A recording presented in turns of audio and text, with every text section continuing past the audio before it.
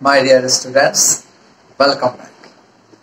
আশা করছি তোমরা সবাই ভালো আছো, সুস্থ আছো এবং খুব মনোযোগ দিয়ে পরীক্ষার জন্য প্রস্তুতি নিচ্ছ। আমি বলছি তাদেরই কথা যারা তোমাদের মধ্যে এসএসসি এবং এইচএসসি ফাইনাল পরীক্ষা দিতে চলেছে। এর মধ্যে হয়তো টেস্ট পরীক্ষা শেষ হয়ে গেছে এসএসসি দের এবং ফলাফলও পেয়ে গেছে। আর তাই সবাই আরো জোর কদমে লেখাপড়া শুরু করছে। আর আমিও আমার সাধ্য মতো তোমাদেরকে হেল্প করার জন্য, বিশেষ করে ইংলিশ ফার্স্ট পেপার এবং সেকেন্ড পেপারে হেল্প করার জন্য এগিয়ে এসেছি। তোমরা হয়তো লক্ষ্য করছো বা জানো যে আমার এই চ্যানেল থেকে নিয়মিত ভিডিও আপলোড করা হচ্ছে ফার্স্ট পেপার এবং সেকেন্ড পেপারের উপর বেস করে এসএসসি এবং এইচএসসি উভয় ক্ষেত্রে, অর্থাৎ উভয় পরীক্ষার্থীদের জন্য। যারা মোটামুটি লেখাপড়া করছো, যারা মনে করে যে এসএসসি ফার্স্ট ইয়ারে আছে, তাদের ক্ষেত্রেও একই কথা বলবো। নিয়মিত ভিডিওগুলো তোমাকে দেখতে হবে যদি তুমি ভালো করতে চাও। আরেকটা কথা বলার ছিল, এখন বিশেষ কারণে হয়তো রেগুলারলি আগে যে প্রতিদিন দুটা বা একটা করে ভিডিও আপলোড করতাম বা করে যাচ্ছি, হয়তো সামনে সেটা একটু ব্যতিক্রম হতে পারে, একটু গ্যাপ হতে পারে। আর তাই তোমাদের প্রতি আমার পরামর্শ হচ্ছে কি, যে ভিডিওটা এখন পাচ্ছ বা যেটা ওয়াচ করছো, সেটা যদি তোমার ভালো লেগে থাকে তাহলে তুমি সেই ভিডিওর ডেসক্রিপশন বক্সে চলে যাও। ডেসক্রিপশন বক্সে গিয়ে সেই ভিডিও রিলেটেড অনেকগুলো না হলে বেশ কিছু ভিডিও লিঙ্ক তুমি পেয়ে যাবে। সেই ভিডিওগুলো থেকে কয়েকটা যদি তুমি দেখে নাও বা শিখে নাও, তাহলে আমার মনে হয় কি জিনিসটা তোমার একদম পারফেক্টলি শেখা হয়ে যাবে। হয়তো তোমার কয়েকটা মিনিট সময় নষ্ট হতে পারে, সেক্ষেত্রে সময় নষ্ট হওয়া বলবো না, সময় ব্যয় হচ্ছে, সেটা যদি ধৈর্য ধরে তুমি ব্যয় করো তাহলে তোমার জন্য বেনিফিটেড, তোমার জন্য সেটা খুব ভালো।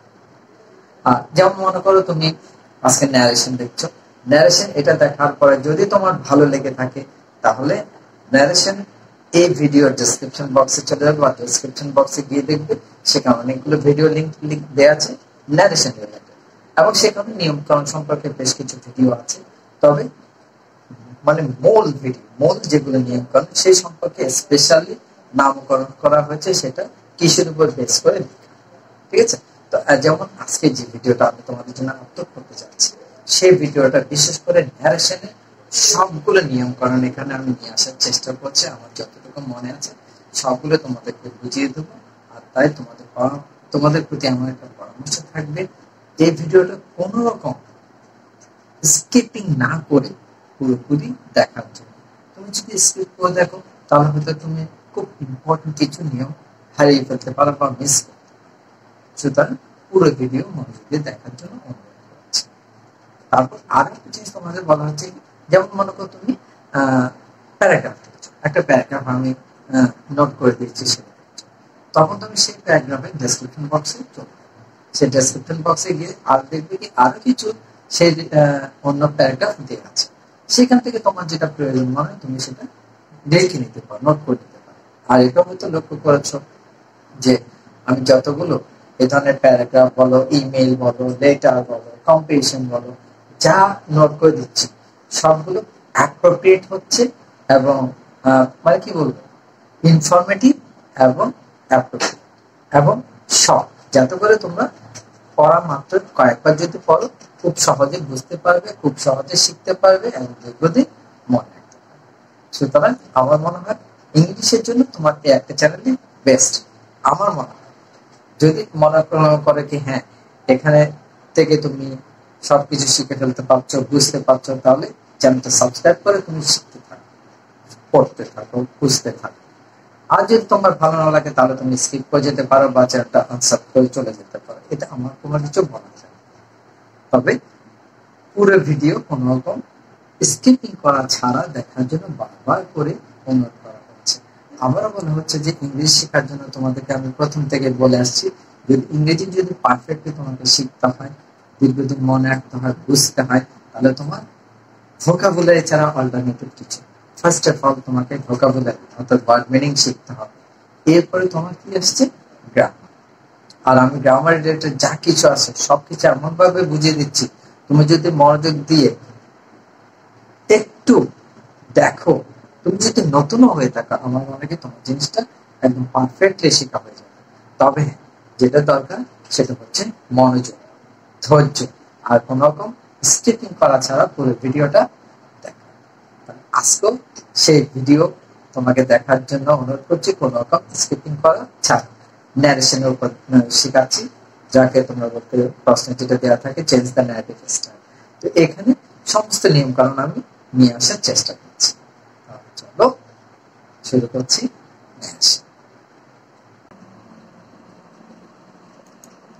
Change the narrative style of the following text.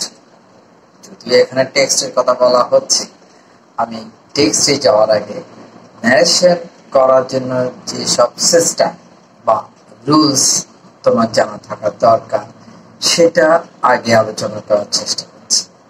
এতে করে তুমি যদি নতুনও হয়ে থাকো বা কোনো কিছু যদি ভুলেও গিয়ে থাকো, তাহলে এখন সেটা হয়তো তোমার মনে পড়ে যাবে বা নতুনদের শেখা হয়ে যাবে।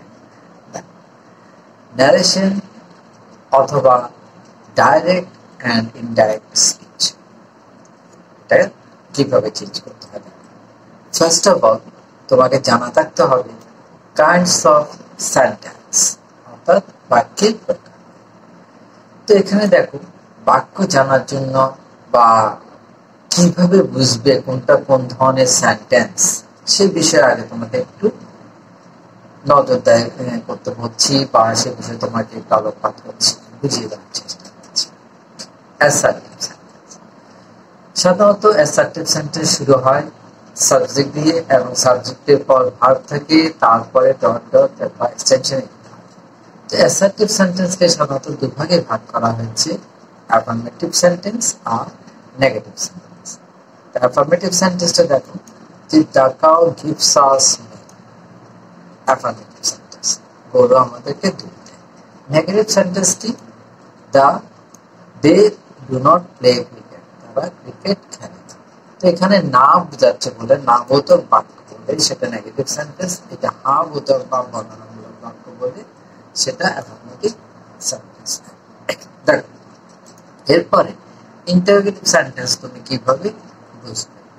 ইন্টারোগেটিভ সেন্টেন্স বোঝাতে গিয়ে এখানে দেখো, আমি প্রথমে বলেছি ইয়েস অথবা নো কোয়েশ্চেন্স, একটা ইয়েস কোয়েশ্চেন্স আর একটা নো কোয়েশ্চেন্স, এই ধরনের বাক্য আছে।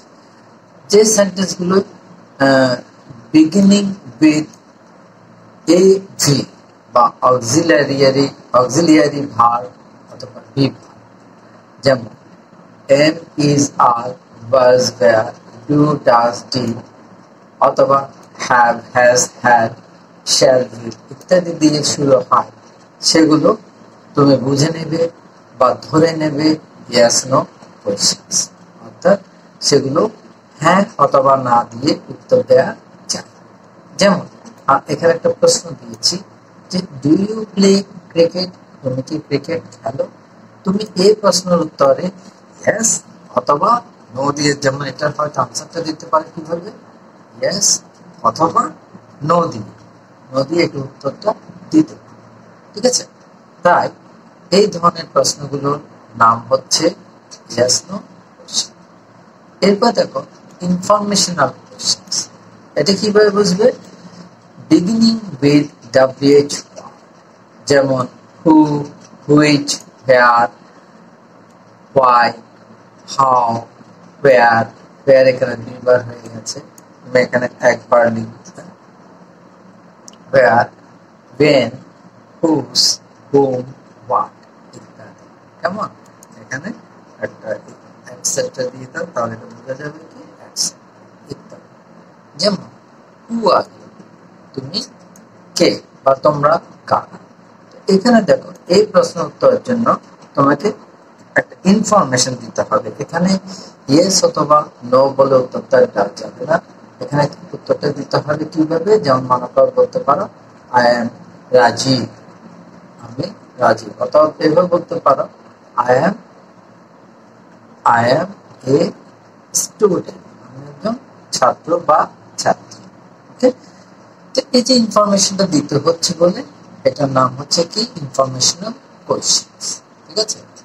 এরপর দেখো ইম্পারেটিভ সেন্টেন্স। তো ইম্পারেটিভ সেন্টেন্স তুমি কিভাবে বুঝবে?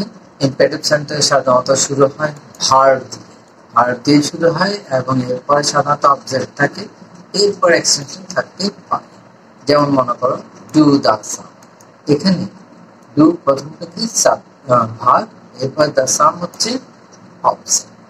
এরপরে কি হতে পারে? নেগেটিভ সেন্টেন্স হতে পারে ডু নট অথবা don't plus verb plus object plus extension, এটা হচ্ছে স্ট্রাকচার। যেমন এখানে এক্সাম্পল কি দিয়েছি, ডোন্ট ওয়াস্ট টাইম, সময় নষ্ট করো না। এখানে ডোন্ট হচ্ছে কি auxiliary verb plus negative verb word, আর ওয়াস্ট হচ্ছে ভার্ব তারপর টাইম, এটা নাম। এরপরে কি বিগিনিং উইথ লেট দিয়ে শুরু হতে পারে, যেমন এটা স্ট্রাকচার কি হতে পারে, let plus objective A subject, objective form of subject, এরপরে ভার্ব তারপর অবজেক্ট তারপর এক্সটেনশন। যেমন let us enjoy the day, এখানে দেখো লেটের পরে আস এসেছে, আস হচ্ছে বি এর অবজেক্টিভ ফর্ম, অর্থাৎ অবজেক্টিভ ফর্ম অফ সাবজেক্ট, এরপরে দ্য ডে, তারপর কি এনজয় হচ্ছে verb, enjoy verb, the day হচ্ছে অবজেক্ট। এরপরে কি দেখো লেট হিম সে, লেট হচ্ছে যে শুরু হয় লেট দিয়ে, এরপরে হি এর অবজেক্টিভ ফর্ম হচ্ছে হিম, তারপর ভার্ব সে।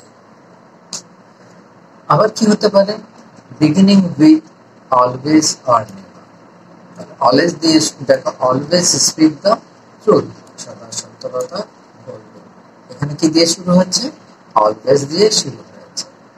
তারপর এরপর হচ্ছে কি অপটেটিভ সেন্টেন্স। অপটেটিভ সেন্টেন্স কিভাবে বোঝা যায়, যে এর প্রথমে সাধারণত মে থাকে plus subject plus verb plus extension. যেমন মে আল্লাহ হেল্প, মে দিয়ে শুরু হয়েছে, কেমন মে দিয়ে শুরু হয়েছে, এরপরে আল্লাহ সাবজেক্ট হেল্প ভার্ব এক্সটেনশন। তারপরে কি হতে পারে, লং লিভ দিয়ে হতে পারে, লং লিভ দিয়ে শুরু হতে পারে সেন্টেন্সটা, long live plus subject plus extension. এখানে দেখো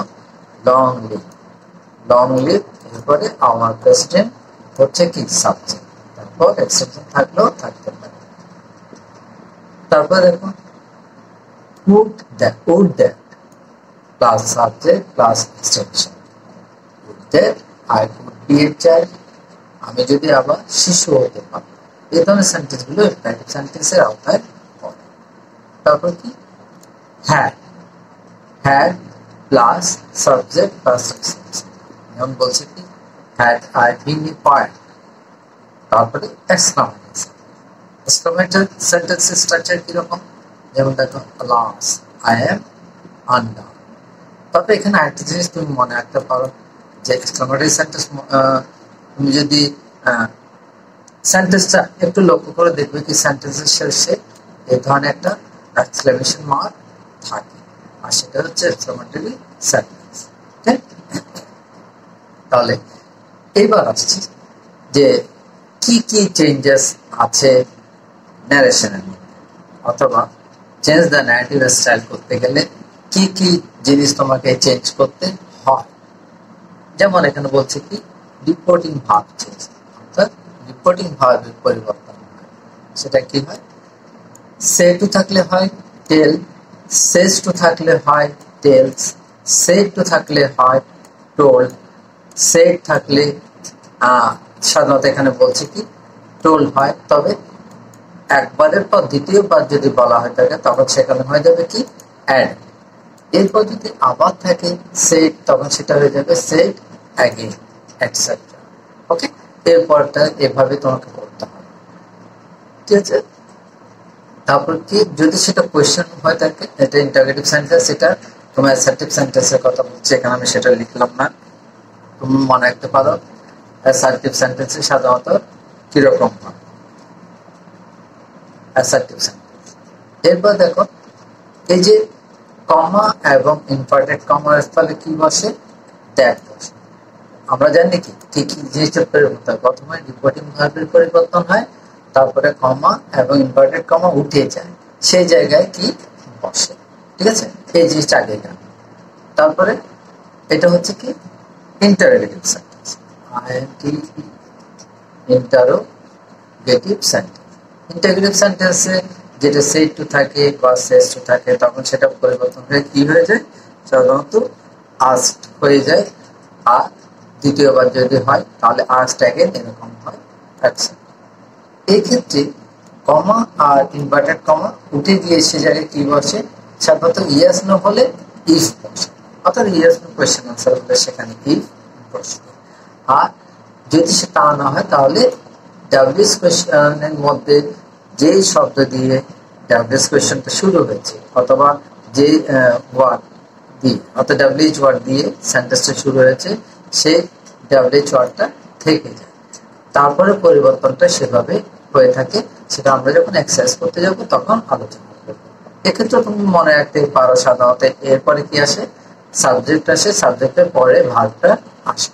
কিন্তু কখনো এই যে ডাব্লিউএইচ এর ওয়ার্ডের আগে কিংবা ইফ এর পরে সাবজেক্টের আগে অক্সিলিয়ারি ভার্বটা আসবে না। তা না হলে কি সেটা ইন্টারোগেটিভ সেন্টেন্স থেকে যাবে। কারণ এছাড়া আমাদের রুলে আছে কি, ইন্টারোগেটিভ সেন্টেন্স সাধারণত ডাইরেক্ট নেশনে হয় না, ইনডাইরেক্ট নেশনে হয় না। সেক্ষেত্রে কি করতে হয়, সাবজেক্টের পর অক্সিলারি ভার্বটা নিয়ে যেতে হয়। ঠিক আছে, এবার আসছি ইন্টারোগেটিভ সেন্টেন্সের পরে imperative sentence. Imperative sentence, imperative সেন্টেন্সে কি হচ্ছে, ওই সেট টু চেঞ্জ হয়ে গিয়ে কমান্ডেড বা অনুরোধ বুঝালে সেটা রিকোয়েস্টেড, আর আদেশ বুঝালে সেটা অর্ডার, উপদেশ বুঝালে সেটা অ্যাডভাইস ইত্যাদি হয়ে থাকে।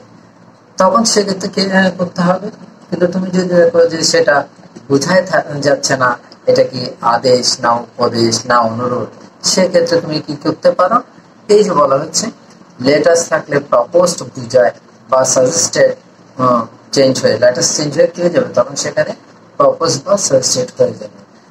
তবে এখানে কি বলছে, তবে সর্বক্ষেত্রে নিরাপদে টেল ভার্ব ব্যবহার করা যায় ভুল এড়ানোর জন্য। টেল বলতে এখানে খেয়াল রাখবে, যদি সেটা পাস্ট টেন্স হয়ে যাবে, পাস্ট টেন্স হলে সেটা কি হবে, টোল্ড হবে, সেটা খেয়াল রাখতে হবে তোমাকে। ওই আগের মতো এখানে চেঞ্জ করতে হবে, সে একটু থাকলে টোল্ড, সেটা খেয়াল রাখতে হবে। তারপর কি হয়, এখানে টু এর পরে ভার্বের বেস ফর্ম হয় অ্যাফার্মেটিভ সেন্টেন্সে। আর যদি সেটা নেগেটিভ হয় প্রথমে কি হবে, নট টু হয়ে ভার্বের বেস ফর্ম হবে। ঠিক আছে, এরপরে অপারেটিভ সেন্টেন্সে কি হয়, যেগুলো আমরা বুঝেছিলাম শিখেছিলাম, মে আল্লাহ দিয়ে শুরু হতে পারে, তখন সেখানে কি হতে পারে, উইশ থাকতে পারে, লিভ লং থাকতে পারে বা ইফ থাকতে পারে। এই ধরনের এই সেন্টেন্সের সাধারণত কি কন্ডিশনাল সেন্টেন্স, সেই ধরনের যদি থাকে সেক্ষেত্রে রিপোর্টিং ভার্ব চেঞ্জ হয়ে কি হবে, উইশ হবে বা প্রেড হবে। অর্থাৎ ইচ্ছা প্রকাশ করলে উইশ বা প্রার্থনা বোঝালে সেটা প্রেড হবে।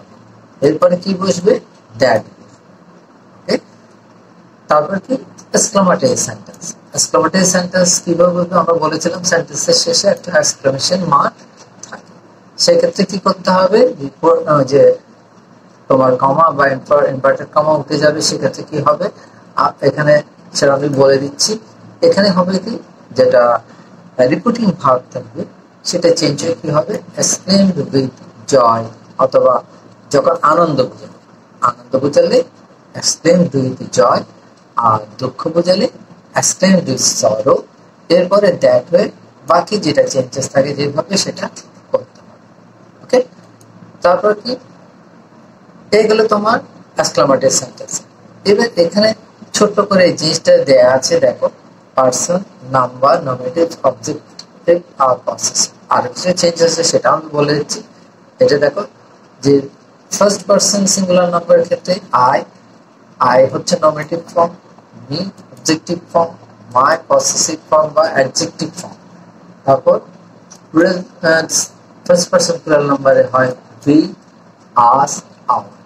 সেকেন্ড পার্সন সিঙ্গুলার নাম্বার বা প্লুরাল নাম্বার হিসাবে আমরা কি জানি, ইউ, ইয়োর। তারপর সিঙ্গুলার নাম্বার এখানে কি আছে, he, she, it, nominative form. Objective ফর্মে কি আছে, হি, হার, ইট। পসেসিভ ফর্মে আছে কি, হিজ, আর, ইটস। তারপর থার্ড পারসন, এটা থার্ড পারসন, এটা থার্ড পারসন সিঙ্গুলার, সরি এটা third person, third person singular, আর এটা হচ্ছে থার্ড পারসন প্লুরাল। প্লুরাল নম্বরে কি আছে? They, them, that. অর্থাৎ দে হচ্ছে কি নমিনেটিভ ফর্ম, আর দ্যাম হচ্ছে অবজেক্টিভ ফর্ম, দ্যাট হচ্ছে পসেসিভ ফর্ম। ওকে, আরো দুটা ফর্ম আছে যে পসেসিভ ফর্মটা আমি নিল, একটা আছে যে তোমার প্রোনোমিনাল অ্যাডজেক্টিভ, আর একটা আছে রিফ্লেক্সিভ প্রোনাউন। এরপর দেখো এই জায়গায় কি কি চেঞ্জেস আছে। এই জায়গায় আবার আমি একটু উপরে উঠে যাচ্ছি। দেখো নিকটবর্তী শব্দগুলো দূরবর্তী শব্দে যেভাবে পরিবর্তন হয়, যেমন দিস বা ইট থাকলে সেটা কি হয়ে যায়? দ্যাট। আর দিস থাকলে দোজ, হেয়ার থাকলে দেয়ার, গো কাম থাকলে গো, অ্যাগো থাকলে বিফোর, কাম থাকলে গো। সো এখানে কাম দুবার বের হয়ে গেছে। Now, then, today, that, tomorrow, the next. Last day বা ইয়েস্টারডে থাকলে তখন হবে কি? The previous day. আর লাস্ট বলতে লাস্ট থাকলে সেটার পরিবর্তে কি বসিয়ে দেবে? প্রিভিয়াস।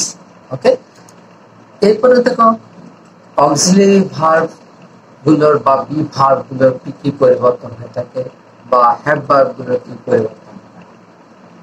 এম ইজ ভার্ব থাকলে সেটা হয়ে যাবে ওয়াজ, ওয়্যার। হ্যাভ ইজ থাকলে সেটা চলে যাবে হ্যাড ইট। ডু ডাজ থাকলে সেটা চলে যাবে ডিড। এরপর দেখো মডেল ভার্বের কি পরিবর্তন হচ্ছে। প্রেজেন্ট টেন্স থেকে পাস্ট টেন্সে ক্যান থাকলে সেটা হবে কুড, মে থাকলে মাইট, শেল থাকলে শুড, উইল থেকে উড, মাস্ট থাকলে মাস্ট থেকে যায় অথবা হ্যাড টু থাকে। অথবা হচ্ছে সবসময় এটা তোমার এক জিনিস খেয়াল রাখতে হবে কি মাস্টের পরিবর্তনটা হয় এভাবে, যদি মাস্ট দিয়ে বাধ্যবাধকতা বোঝায়, অর্থাৎ যে সেন্টেন্সে বোঝাবে কি এটা করতে বাধ্য বা এটা করার বাধ্যজনক, একেবারে বাধ্যগতভাবে করতে হবে বা করা হয়, সেই ক্ষেত্রে মাস্টের কোনো পরিবর্তন হবে না। কিন্তু কিছু কিছু ক্ষেত্রে যেমন মনে করো মাস্ট দিয়ে যদি বলা হয় যে করা উচিত বা করতে হবে এই ধরনের হলে, তাহলে সেক্ষেত্রে মাস্ট পরিবর্তন হয়ে কি হবে? হ্যাড টু হবে। এরপরে ভার্ব 1 থাকলে সেটা ভার্ব 2 তে চলে যাবে, আর ভার্ব 2 থাকলে সেটা কি হয়ে যাবে? সেটা হ্যাড হয়ে ভার্বের পাস্ট পার্টিসিপল ফর্ম হবে। এরপরে কি মডেল ভার্বের পর যদি বি থাকে, মডেল ভার্বের পর বি থাকলে এরপরে ভার্বের পাস্ট পার্টিসিপল ফর্ম। যেমন দেখো ক্যান বি, ক্যান বি থাকলে কুড বি, মে বি থাকলে মাইট বি। ঠিক আছে, তারপর এখানে শেল বি থাকে শুড বি, will be থাকলে would be, আর sir থাকলে রেসপেক্টফুলি বা পোলাইটলি, তারপর সরি সরি থেকে যায়। yes থাকলে replied in the affirmative, R no থাকলে replied in the negative। ওকে, এবার দেখো আর বাকি এই যে পার্সনের কি পরিবর্তন, rules of changing person. Reporting স্পিচের অন্তর্গত ফার্স্ট পার্সন সবসময় রিপোর্টিং ভার্বের সাবজেক্টের পার্সন ও নাম্বার অনুযায়ী হয়ে থাকে। রিপোর্টিং ভার্বে সাবজেক্ট এর পার্সন অথবা নাম্বার অনুযায়ী হয়ে থাকে ফার্স্ট পার্সনের পরিবর্তন। যেমন he said to me I have enjoyed the party. এখানে দেখো এই যে রিপোর্টিং ভার্ব কোনটা? সেড, আর এখানে আছে আই, ফার্স্ট পার্সন। তাহলে ফার্স্ট পার্সনের পরিবর্তন হয়ে যাবে কিসের উপর? রিপোর্টিং ভার্বে সাবজেক্টের উপর। সাবজেক্টের পরিবর্তন হবে এভাবে। এখানে কি বলছে? He told me that he had enjoyed the party. তো এখানে দেখো আই, আইটা চেঞ্জ হয়ে কি হয়েছে? হি হয়েছে। তার কারণ এখানে সেড টু ভার্বের সাবজেক্ট কি? ঠিক আছে, he said he had enjoyed the party. Had কেন হয়েছে? তার কারণ এখানে হ্যাভ আছে, হ্যাভ চেঞ্জ হয়ে কি হয়ে গেছে? হ্যাড হয়ে গেছে। এরপর 2 নম্বর পরিবর্তন কি দেখাচ্ছে দেখো, রিপোর্টেড স্পিচের অন্তর্গত সেকেন্ড পারসন আর ইউ সব সময় রিপোর্টিং ভার্বে অবজেক্টকে অনুসরণ করে এবং এর অনুযায়ী ব্যবহৃত হয়। যেমন he said to Karim you are a lucky person, তাহলে এখানে যেহেতু অবজেক্ট বলছে, রিপোর্টিং ভার্বের অবজেক্ট বলছে, সেই রিপোর্টিং ভার্ব দেখো সেড, তার অবজেক্ট কি করিম। তাহলে হি এখানে টেলস করিম হবে না, হি টোল্ড হয়ে যাবে। সেড টু থাকলে কি হবে বলেছিলাম, টোল্ড হবে, টোল্ড করিম। আর কিন্তু টোল্ড ভার্বের পরে কি বসবে না, টোল্ড ভার্বের পরে কখনো টু বসবে না। দ্যাট হি, এখানে হি বলতে কাকে বোঝানো হচ্ছে, করিমকে বোঝানো হচ্ছে, কারণ সেড টু ভার্বের অবজেক্ট কি করিম। হি ইজ, এখন ইজটা চেঞ্জ হয়ে কি হয়ে যাবে, ইজটা চেঞ্জ হয়ে ওয়াজ হয়ে যাবে। হি ওয়াজ এ লাকি পারসন। ওকে, থার্ড পারসন। হ্যাঁ, 3 নম্বর কি, রিপোর্টেড স্পিচের অন্তর্গত থার্ড পারসনের কোনো পরিবর্তন হয় না। যেমন দেখো, হি said to Hassan she has done wrong, এখানে হি অর্থাৎ সাবজেক্ট আর হাসান হচ্ছে অবজেক্ট। দেখো said to বার পরিবর্তন দিয়ে কি হয়েছে, told হয়েছে, তারপর হাসান রয়ে গেছে। কিন্তু এখানে দেখো এই থার্ড পারসন শি, এটা অন্য আরেকজনকে উদ্দেশ্য করে বলা হচ্ছে, আর সেই কারণে শি এখানে শি রয়ে গেছে, কোন রকম পরিবর্তন হয়নি। He told Hassan that she had done wrong. ওকে, এই গেল মোটামুটি রুলস। ঠিক আছে, এবার আসছি আমি এক্সারসাইজ। সরি, তোমাদেরকে আরেকটা জিনিস বলবো বলেছিলাম আগে, যে জিনিসটা আমি তোমাদেরকে একটু করে এখানে শর্টকাট বুঝিয়ে দিয়েছি, এই জায়গাটা, এই জিনিসটা এখানে শর্টকাট ভাবে বুঝিয়ে দিয়েছিলাম। এবার এখানে দেখো আমি ডিটেলস এখানে করে দিলাম। এই জিনিসটা তোমরা যারা পারো, যদি মনে হয় কি এই জিনিসটার ইম্পর্টেন্স খুব বেশি তোমাদের কাছে, আমি বলবো কি এই জিনিসটার ইম্পর্টেন্স খুব খুব খুব খুব বেশি।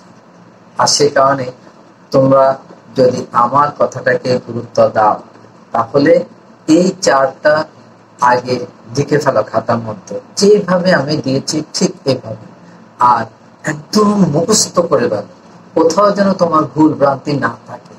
এখানে ফর্মটা আমি ইংরেজি এবং বাংলা দুভাবে করে দিয়েছি, যাতে করে তোমাকে অন্য কোনো বই ঘাটাঘাটি করতে না হয়, তুমি এক জায়গা থেকে সবকিছু পেয়ে যাবে। এটার পরিবর্তনটা কিভাবে হচ্ছে তুমি এখানে বুঝতেই পারছো, দেখলে বুঝতে পারছো। আগে যেভাবে বুঝেছি, যেমন ফার্স্ট পারসন কি singular number, I me objective form, এই যে বললাম অবজেক্টিভ ফর্ম মাই, আর পসেসিভ ফর্মটা কি হচ্ছে, এই পসেসিভ ফর্মকে আমরা আসলে দুভাগে ভাগ করেছি, একটা অ্যাডজেক্টিভ পসেসিভ আর একটা প্রোনাউন পসেসিভ। যখন সেটা অ্যাডজেক্টিভ হিসেবে বসবে তখন সেটা হয়ে যাবে মাই, আর প্রোনাউন হিসেবে বুঝবে পসেসিভ তখন হয়ে যাবে মাই। এখানে আওয়ার, আওয়ার্স, ইয়োর, ইয়োর্স, তারপরে ইয়োর, ইয়োর্স, এটা তোমার, তোমার, তোমার, তোমার, আর তোমাদের, তোমাদের, হিজ, হিজ, হার, হার, এখানে হার্স হবে, হার্স, হার্স, তারপরে ইটস, ইটস। ওকে, এরপরে আরেকটা ফর্ম আছে, এই জায়গায় তুমি এই জায়গার মধ্যে এটাকে, অর্থাৎ এর পাশে আরেকটা কলাম করে নিতে পারো, সেটা হচ্ছে রিফ্লেক্সিভ।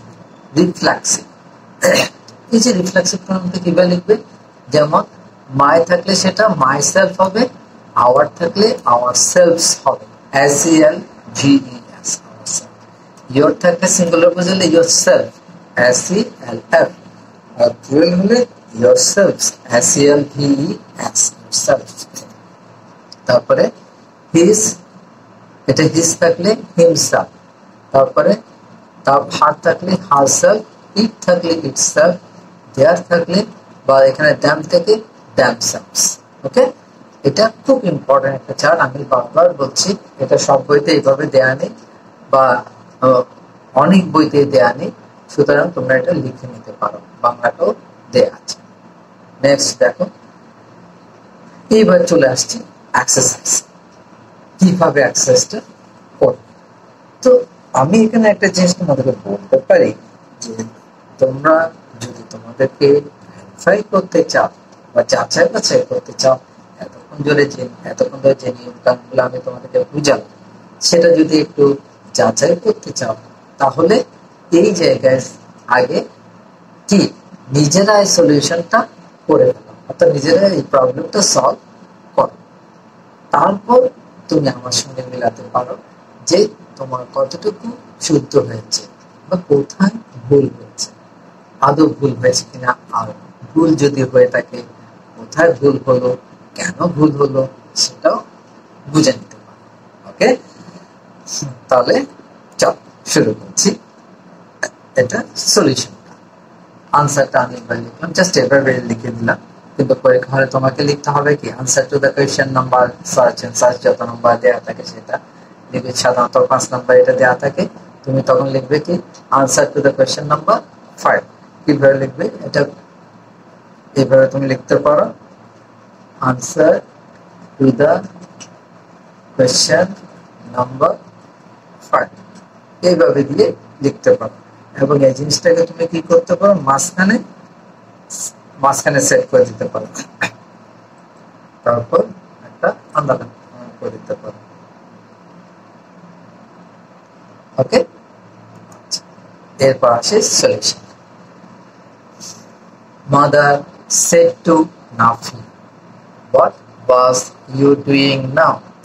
এখানে তোমাকে সাবজেক্টটা বুঝতে হবে, অবজেক্টটা বুঝতে হবে, রিপোর্টিং ভার্বটা বুঝতে হবে। একদম ধীরে ধীরে সিস্টেম্যাটিক্যালি একটা পর একটা পড়বে। এখানে প্রশ্ন করছে কি মাদার, এখানে তারপরে আবার দেখো ইনভার্টেড কমা দিয়ে শুরু হচ্ছে, I am doing my homework, আমি আমার হোমওয়ার্ক করছি। এরপর ইনভার্টেড কমাটা আবার এখানে শেষ, সেড নাথিং। ওকে, তাহলে এখানে সাবজেক্ট হচ্ছে নাফি, অবজেক্ট হচ্ছে mother. why did not you do it yesterday? তাহলে এখানে দেখো ইনভার্টেড কমা দিয়ে শুরু হবে, এখানে একটু ভুল হয়ে গেছে, এটা ইনভার্টেড কমা দিয়ে শুরু হবে, এখানে ইনভার্টেড কমাটা শেষ হবে। তাহলে why did not you do it yesterday? তুমি কেন এটা গতকাল করোনি? asked mother, মা জিজ্ঞেস করছে। এবার আবার দেখো এখানে ইনভার্টেড কমা দিয়ে শুরু হয়েছে, I was ill yesterday, said Nafi। তাহলে এখানে নাফির সাবজেক্ট, এই জায়গায় সাবজেক্ট কে ছিল মাদার, ঠিক আছে। তারপর কি can I help you, can I help you, এখানে ইনভার্টেড কমা দিয়ে শুরু হয়েছে, আবার এখানে ইনভার্টেড কমাটা শেষ হয়েছে, said মাদার। তাহলে এখানে সাবজেক্ট হচ্ছে মাদার, অবজেক্ট হচ্ছে নাফি। তাহলে এবার শুরু করো, কিভাবে করবে। প্রথম সেন্টেন্স দেখো, my mother said to Nafi, what are you doing now, interrogative sentence.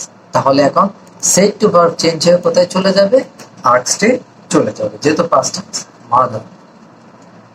Mother asked,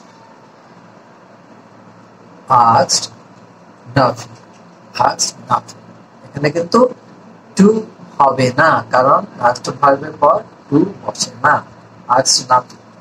এখন এ কমা আর ইনভার্টেড কমা উঠে গিয়ে কি বসবে এবার, তাহলে ইন্টারোগেটিভ সেন্টেন্সটা তোমাকে বুঝতে হবে। What are you doing now, তুমি এখন কি করছো। আমরা পড়েছিলাম কি একটা ইয়েস নো কোশ্চেন, একটা ইনফরমেশন কোশ্চেন। এখানে দেখো শুরু হয়েছে কি ডব্লিউএইচ, কিন্তু এটা একটা কি করছো, এটা হ্যাঁ অথবা না দিয়ে উত্তরটা দেয়া যাচ্ছে না, সুতরাং এটা ইনফরমেশনাল সেন্টেন্স আর ইনফরমেশনাল কোশ্চেন, সুতরাং এখানে হোয়াটটা থেকে যাবে, হোয়াট।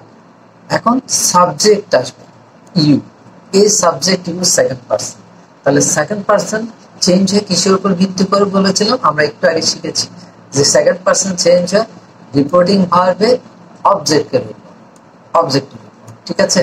তাহলে হোয়াই ইউ, এই নাফি ভার্বের সাবজেক্টিভ ফর্ম হচ্ছে হি, তাহলে এখানে ইউ যখন সাবজেক্ট হিসেবে চলে আসবে এখানে কি হবে, হোয়াট হি দিয়ে তুমি এখানে ব্র্যাকেটের মধ্যে অ্যান্ডটা দিয়ে দিতে পারো, যেহেতু এটা কাকে বোঝাচ্ছে, নাফিকে বোঝাচ্ছে। হোয়াট হি, এরপরে ভার্ব কি আছে, আর আছে, ভার্ব ওয়ান আছে, সুতরাং এটা চলে যাবে কোথায়, ভার্ব টু তে।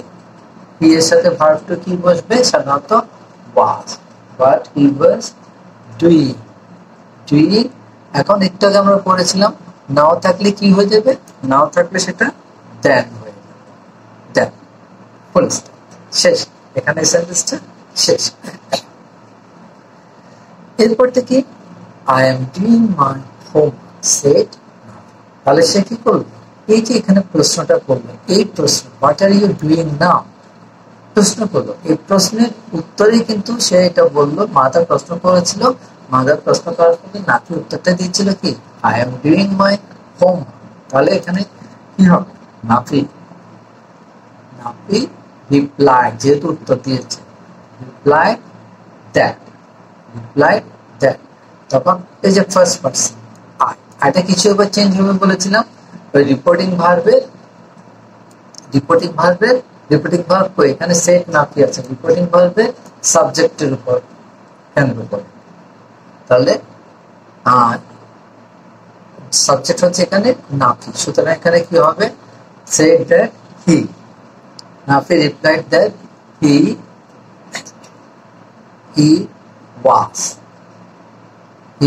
was doing his, এখানে মাইটা কি হয়ে যাবে his, he was doing his homework।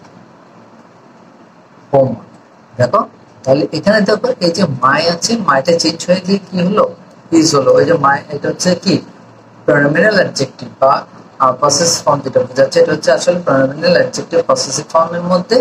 সুতরাং মাইটা চেঞ্জ হয়ে গিয়ে এখানে কি হলো পসেসিভ ফর্ম হয়ে গেল। তারপরে এম চেঞ্জ হয়ে কি হচ্ছে ওয়াজ হয়ে গেছে। তাহলে ভার্বের চেঞ্জ শেষ, পসেসিভ ফর্মের চেঞ্জ শেষ, তার মানে এখানে সেন্টেন্সটা শেষ। তবে এখানে হিটা যদি তুমি একটু ভালো করে বুঝাতে চাও, এখানে তুমি এনটা তুমি যদি ভুলে যাও সেজন্য তুমি এখানে এনটা দিয়ে দিতে পারো subjective form, he was doing his homework.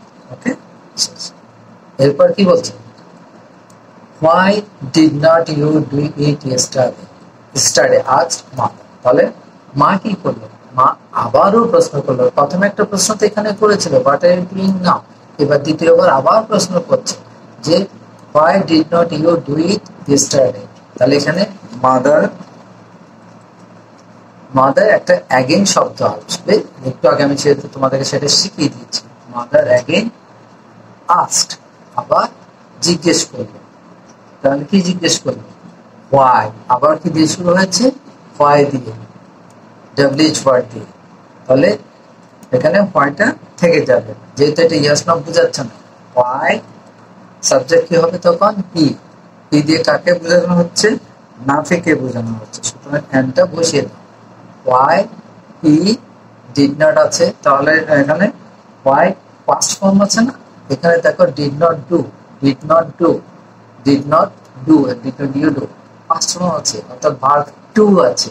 verb to থাকলে কি হবে বলেছিলাম had হয়ে ভার্বের past participle form। তাহলে had হলো why he not, do ভার্বের past participle form done, why he had not done। এই যে it আছে, এটা এখানে সাধারণত কি হয়ে যাবে দ্যাট হয়ে যাবে, দ্যাট দা প্রিভিয়াস ডে। ঠিক আছে, তবে এখানে অনেক সময় দেখা যায় যে এই দ্যাটটা ইট রেখে দেয়। আমার মনে হয় কি আসলে সেটা রাখা উচিত না।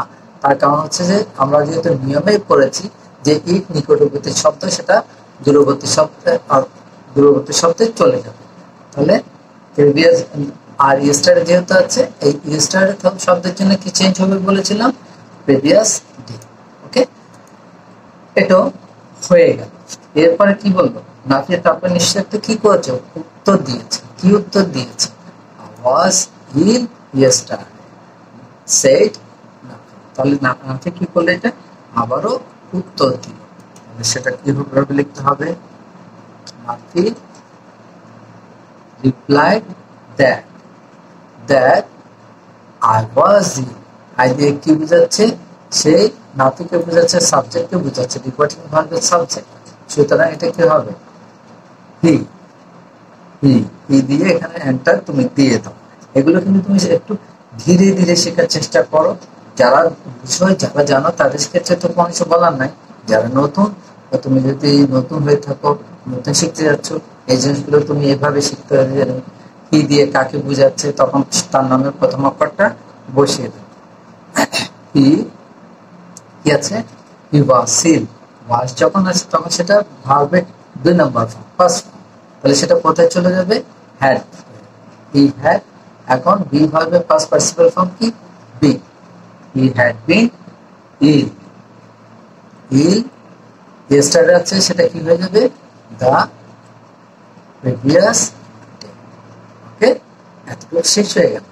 এরপরে কি বলছে, can I help you, said mother, তাহলে মা প্রশ্ন করলো, তার মানে আবারও প্রশ্ন করলো। এটা কত নম্বর প্রশ্ন, 3 নম্বর প্রশ্ন। তাহলে আমি সেই নিয়মের মধ্যে চলে যাচ্ছি, কিভাবে প্রথমে সেডের পর সেড টু থাকলে অ্যাগেন হবে, আবার থাকলে সেটা কি হয়ে যাবে, ফাদার।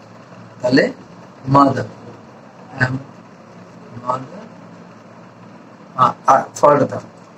ফাদার আস্কড, আবার জিজ্ঞেস করলো, কাকে জিজ্ঞেস করলো, হিম। এখানে তুমি হিম দিয়ে না থেকে এন্ড দিয়ে দিতে পারো, না দিলেও কোনো সমস্যা নেই, যেহেতু এখানে বোঝাই যাচ্ছে। মাদার ফাদার আস্কড হিম, কি জিজ্ঞেস করেছে, ক্যান আই হেল্প ইউ, কি তোমাকে সাহায্য করতে পারি। এই প্রশ্ন উত্তরটা ইয়েস অথবা নো দিয়ে যাচ্ছে, হ্যাঁ অথবা না। তাহলে এই ক্ষেত্রে যে তোমার কমা এবং ইনভার্টেড কমা উঠে গিয়ে সেখানে কি হবে, ইফ বা ইফ। আমি ইফ দিচ্ছি সহজটায়, ইফ। এখন আই বলতে কাকে বোঝা হচ্ছে, সাবজেক্ট নিজেকে, এটা অবজেক্টিভ ফর্মটা কি, সাবজেক্ট ফর্মটা হলে কি হবে, মাদারকে বলছে সেহেতু ইফ শি। ক্যান আছে, ক্যানটা চেঞ্জ হয়ে কি হয়ে যাবে, হু। হেল্প, হেল্প ইউটা কি হয়ে যাবে, ভার্বের অবজেক্টিভ ফর্ম, নাকি তার অবজেক্টিভ ফর্ম বি এর অবজেক্টিভ ফর্ম কি, হিম। এখানে হেল্প পি হবে, if she could help him. Okay, next. আশা করি যারা তোমরা আগে ভেরিফাই করেছো তাদের পুরোপুরি শুদ্ধ হয়েছে, আর যাদের শুদ্ধ হয়নি তারা নিশ্চয়ই এখন বুঝে নিয়েছো বা শুদ্ধ করে নিয়েছো কোথায় ভুলটা হলো, কেন। So thank you very much for watching the video.